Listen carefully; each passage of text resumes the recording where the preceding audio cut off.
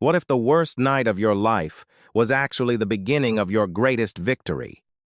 What if the moment that humiliated you, that stripped away your reputation and nearly broke your soul, was secretly building the weapon you needed to change history forever?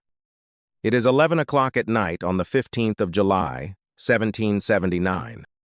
Inside a cramped farmhouse near the banks of the Hudson River in New York, a man who fully expects to die within the next hour sits down to write a letter.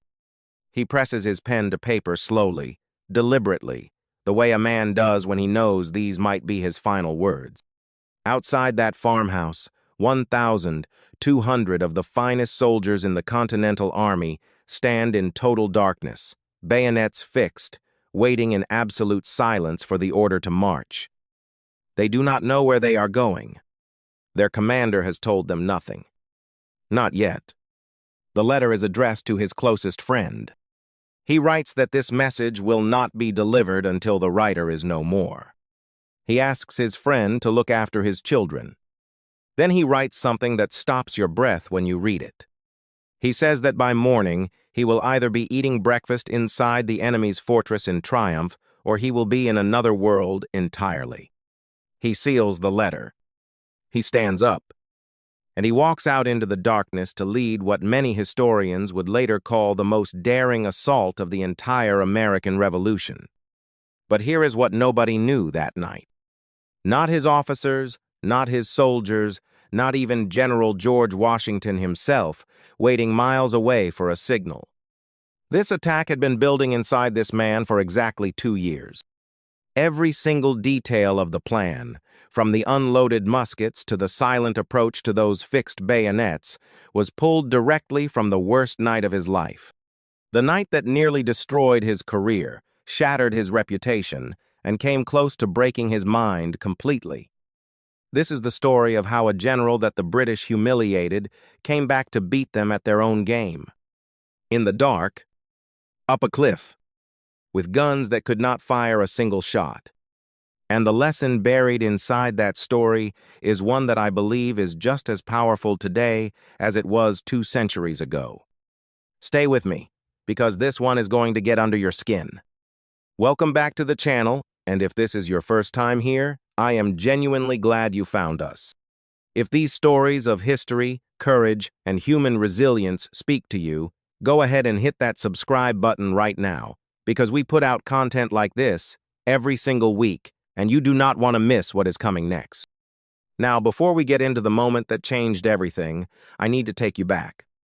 Because to truly understand what happened on that cliff above the Hudson River, you have to understand the man who climbed it. And to understand the man, you have to understand where he came from. Anthony Wayne was born on the 1st of January 1745 in Chester County, Pennsylvania, in a family home called Waynesboro. Here is something most people do not know. That home sat just 3 miles from the very ground where the worst night of his life would later unfold. It is almost as if the land itself was already writing his story before he knew it. His grandfather had fought in Europe. His father had served as an officer in the French and Indian War. Military service ran through the Wayne family like a current through a river, deep, constant, and powerful. But the young Anthony seemed headed somewhere quieter. He studied at the College of Philadelphia, worked as a surveyor and a tanner, married, and settled into the comfortable life of a colonial businessman.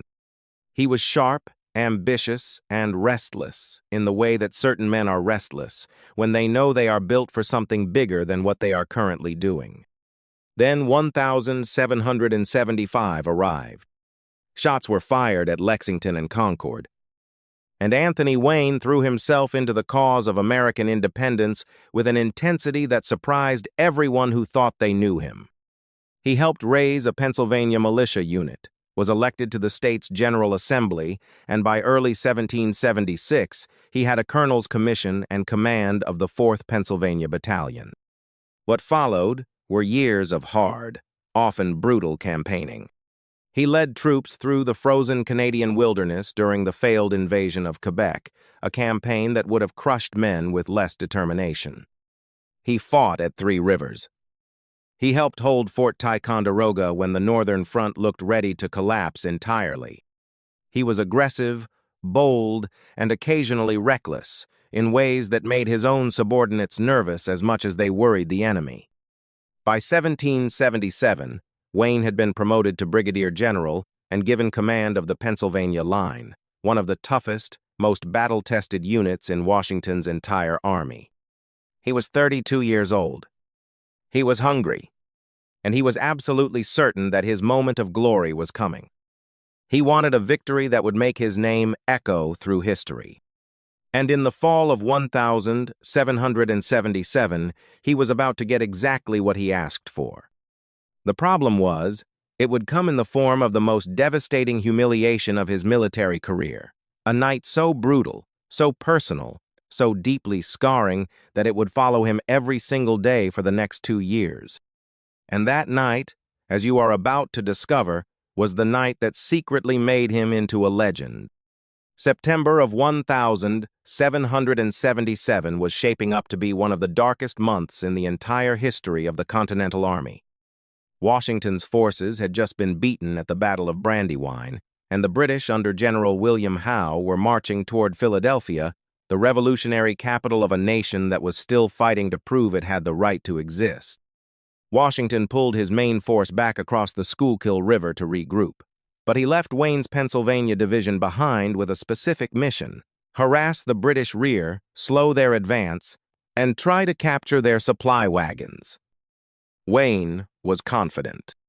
He believed his position was undetected. He believed the British had no idea where he and his nearly 1,500 men were camped, just 4 miles from the British lines near the Powley Tavern in what is now Malvern, Pennsylvania. He was wrong. Loyalist spies had already reported his exact location to General Howe. And on the night of September 20th, a British commander named Major General Charles Gray led a strike force directly into Wayne's sleeping camp. What Gray did next is the part that burned itself permanently into Wayne's memory. Before the attack even began, Gray ordered every single one of his soldiers to remove the flint from their muskets. No flints meant no accidental discharge. No accidental discharge meant no warning shot. The attack would be conducted entirely and exclusively with bayonets. In total silence. In total darkness. The men called him No Flint Gray after that night, and the name stuck for the rest of the war. A local blacksmith, forced at gunpoint to serve as a guide, led the British column through a stretch of woods until they were positioned directly on top of Wayne's camp. Then the British hit in 3 waves. The 2nd Light Infantry led the charge, followed by the 44th Foot and the 42nd Highlanders. A small group of cavalry rode with them, sabers drawn. Wayne's men were caught completely and utterly off guard. Soldiers who had been asleep minutes earlier scrambled in the pitch darkness, trying to load weapons they could barely see, while British bayonets tore through the camp with terrifying efficiency.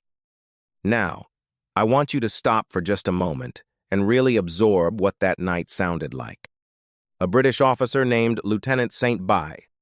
George described it as a scene of horror unlike anything he had ever witnessed in open daytime battle. He wrote of shrieks, groans, the clashing of swords and bayonets in the dark. Sounds, he said, were more expressive of pure terror than all the thunder of artillery on any battlefield he had known. And a Hessian soldier's personal diary recorded something even more chilling. He wrote that they stabbed the Americans one after another, like sticking pigs, until the blood ran from the touch hole of his musket. That is the level of violence that descended on Wayne's men that night. More than 200 Americans were killed, wounded, or captured. The British lost fewer than 20. Wayne himself escaped, but only barely. The damage to his reputation was immediate and severe. He was brought up on charges of negligence. A board of officers initially cleared him, but Wayne was not satisfied. He demanded a full court-martial to restore his name completely. The court-martial ultimately acquitted him with what they called the highest honor, declaring that he had done everything expected of an active, brave, and vigilant officer.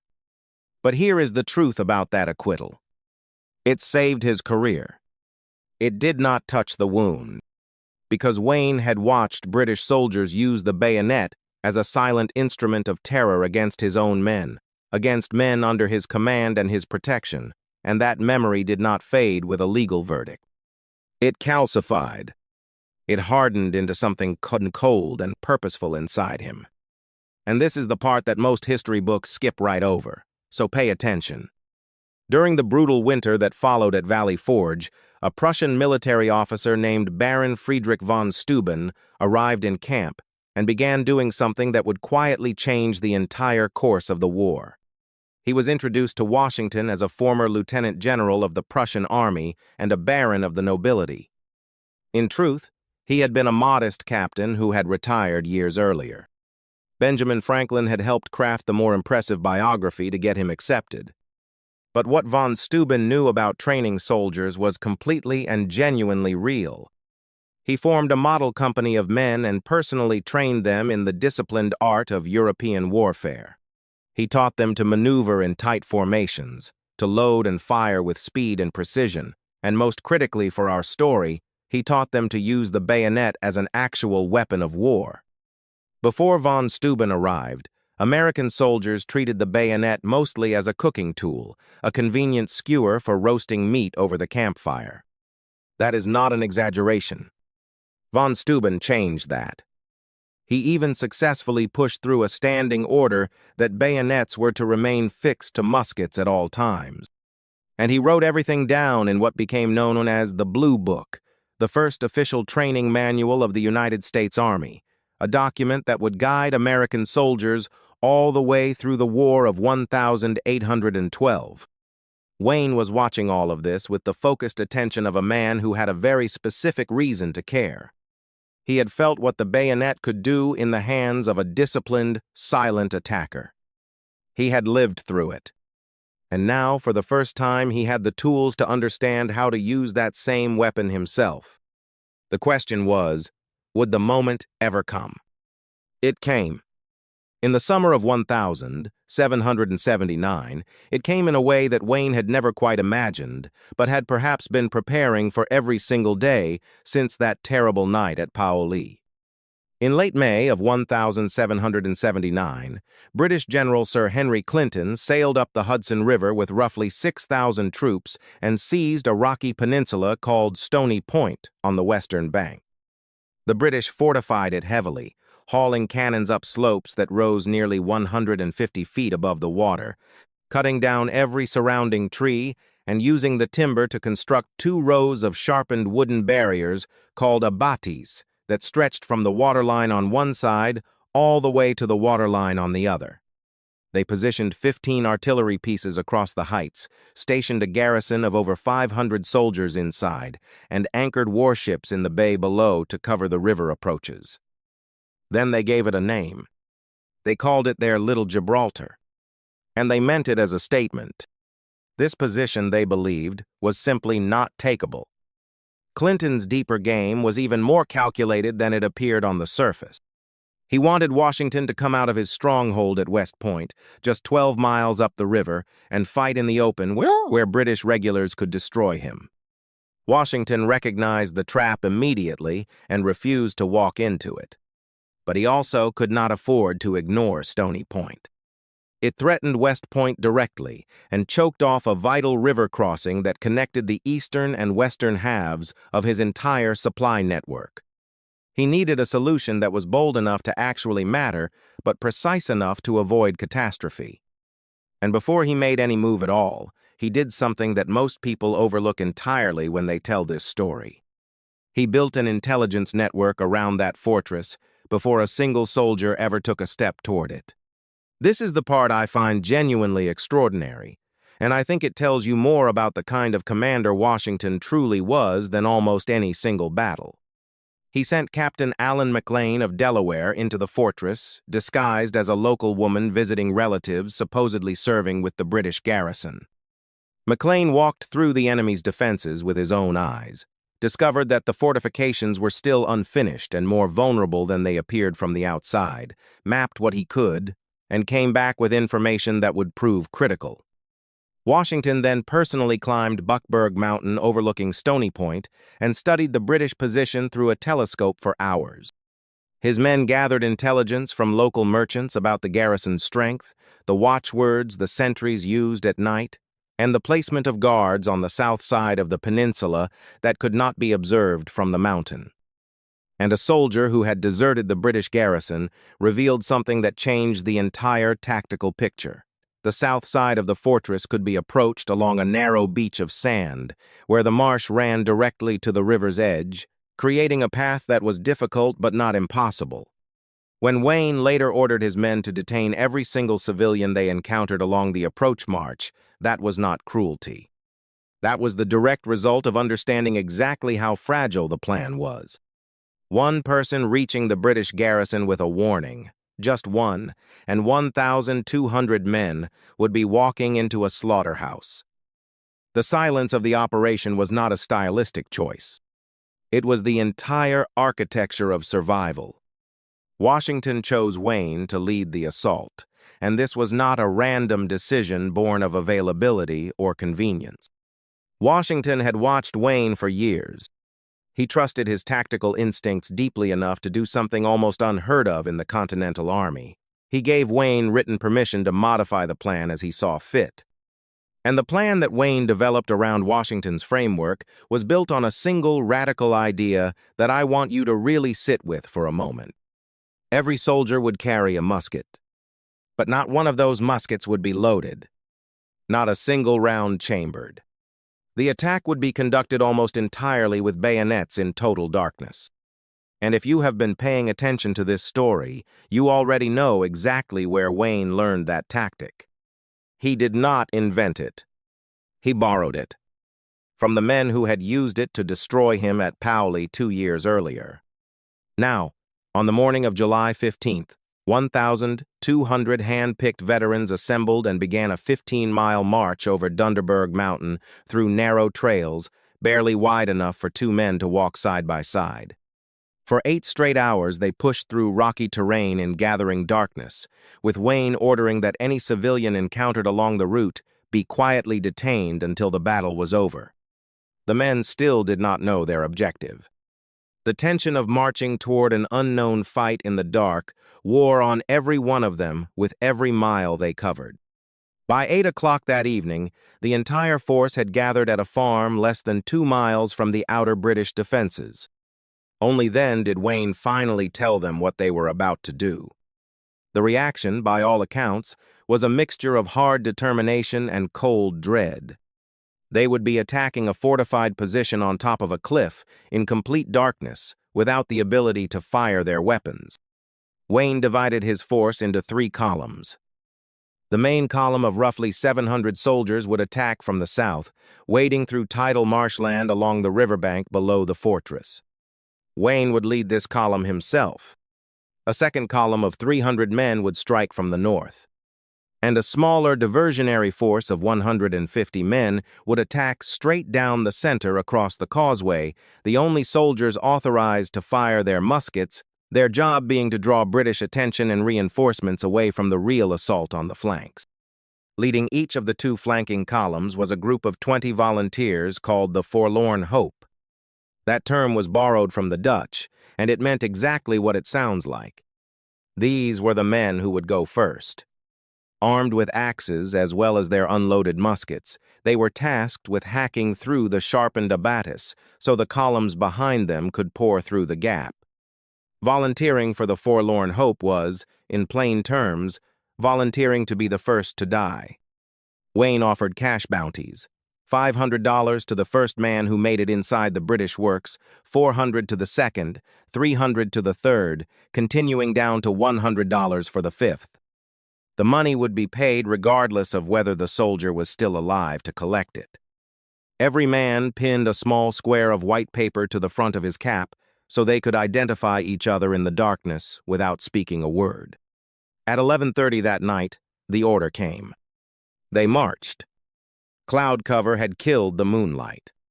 High winds had forced the British warships in the bay to pull back downriver, removing a layer of naval firepower that could have been devastating. The darkness was nearly total.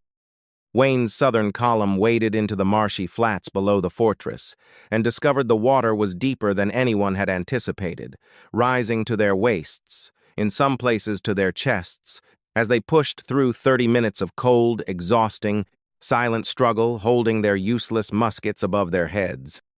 At midnight exactly, the diversionary force opened fire from the causeway. The crack of muskets split the night, and the British garrison commander, Lieutenant Colonel Henry Johnson, did precisely what Wayne had predicted he would do.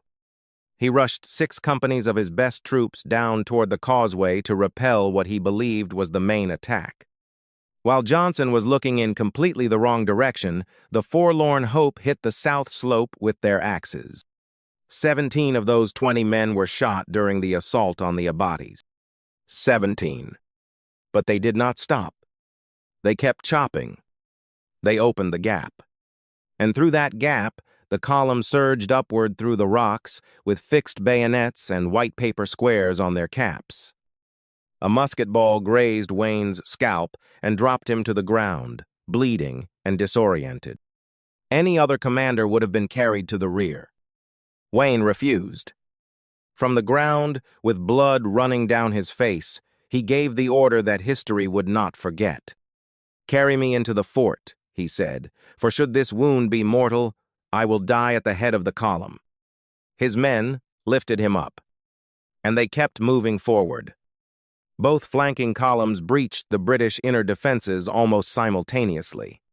The British cannons on the summit, positioned specifically to defend against this kind of assault, could not be angled low enough to fire on soldiers climbing directly up the slopes beneath them. The guns were completely useless. Inside the fortifications, the fighting was close, vicious, and desperate. Bayonet against bayonet in near total darkness, with only the white paper squares to tell friend from enemy. Lieutenant Colonel Francois de Fleury reached the British upper works first, grabbed the British flag flying over the position, and ripped it down. And then the prearranged shout went up across the dark hillside above the Hudson River. "The fort's our own! The fort's our own!" Within 25 minutes of the first shots, it was over. The final count from that night was staggering in the best possible way. 15 Americans killed and 83 wounded. The British lost 20 killed, 74 wounded, and 472 captured. An entire fortified garrison, taken in less than half an hour, by men carrying empty guns, climbing a cliff in the dark. But what happened in the immediate aftermath of the battle tells you something even deeper about the character of these men and their commander. Wayne's soldiers had been shouting "Remember Paoli" as a battle cry for 2 full years. They had every human reason in the world to want revenge. And yet, there was no massacre at Stony Point. Not a single one. Wayne's men gave quarter to every British soldier who surrendered. They treated the wounded. They took prisoners instead of taking lives. British Commodore George Collier later wrote that the Americans had shown a generosity and humanity that had no parallel during the entire course of the rebellion. Reports even reached London that King George III himself was struck by the mercy shown to his captured troops. Before dawn, Wayne sent a dispatch to General George Washington that still carries weight when you read it today. He wrote, "The fort and garrison with Colonel Johnson are ours. Our officers and men behaved like men who are determined to be free." Washington rode to Stony Point the following day to inspect the position and congratulate the troops. But he also made a cold and clear strategic decision. The fort was too isolated to hold against the British naval forces that could sail upriver at any time. He ordered the fortifications destroyed, the captured artillery and supplies hauled away, and 2 days after the battle, the Americans abandoned Stony Point entirely. The British reoccupied it within a week. On paper, almost nothing had changed on the map. And yet everything had changed. Congress awarded Wayne a gold medal, one of only 11 awarded during the entire Revolutionary War. Lieutenant Colonel Francois de Fleury and Major John Stewart received silver medals. And a nickname began to follow Wayne that would stay with him for the rest of his life and far beyond it. They called him Mad Anthony. Now, most people assume that name came from the audacity of the Stony Point assault, and that is a reasonable assumption. But the true origin is actually more interesting and more human than that. The name traces back to a spy in Wayne's service, an Irishman known as Jemmy the Rover, a man who was genuinely useful behind enemy lines, but also genuinely prone to drinking and causing disorder. When Wayne refused to lift the punishment of 29 lashes for Jemmy's disorderly conduct, Jemmy reportedly declared in fury that Anthony is mad, stark mad. The name spread through the army, and over the decades that followed, its meaning quietly shifted from criticism to legend. Wayne kept fighting long after Stony Point. He helped suppress a mutiny in the Pennsylvania line. He fought in Virginia and was present at the siege of Yorktown when the British surrendered in 1781.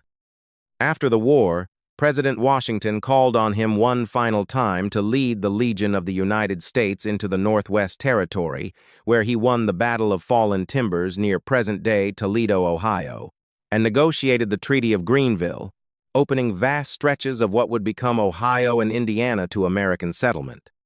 He died on the 15th of December, 1796, at the age of 51, still in uniform, still serving, more than 20 years after he first put one on. And here is the detail that I think says everything about the strange, extraordinary arc of his story. When his son later traveled to retrieve his remains and bring them home to Chester County, the bones were lost along the road. His skull was never recovered. To this day, according to local legend, the ghost of Anthony Wayne still wanders the roads of Powley at night, searching for the men he lost there. Whether you believe in ghosts or not, I think there is something profoundly true in that image. Some debts of the heart are never fully settled. Some nights never fully end. But here is what I want you to take away from this story. Stony Point did not win the Revolutionary War. It did not liberate territory. It did not destroy a British army. What it did was something rarer and more lasting. It proved that the Continental Army had become something it had never been before, a professional fighting force capable of outthinking, outplanning, and out-executing the most powerful military in the world, on that military's own terms, using that military's own weapons. And at the center of that proof was a man who had been broken by a bayonet in the dark, who had carried that wound for 2 years through Valley Forge and Monmouth and 100 sleepless nights, and who had finally, on a rocky cliff above the Hudson River, picked that same weapon up and used it to reclaim everything he had lost. That is not just history. That is the oldest and most human story there is. If this story moved you the way it moved me when I first went deep into it, I would love to hear your thoughts in the comments below. Tell me which part hit you hardest, or tell me which battle or military figure you want us to cover next. Hit the like button so more people can find stories like this one. And if you have not subscribed yet, now is the time. We will see you in the next one.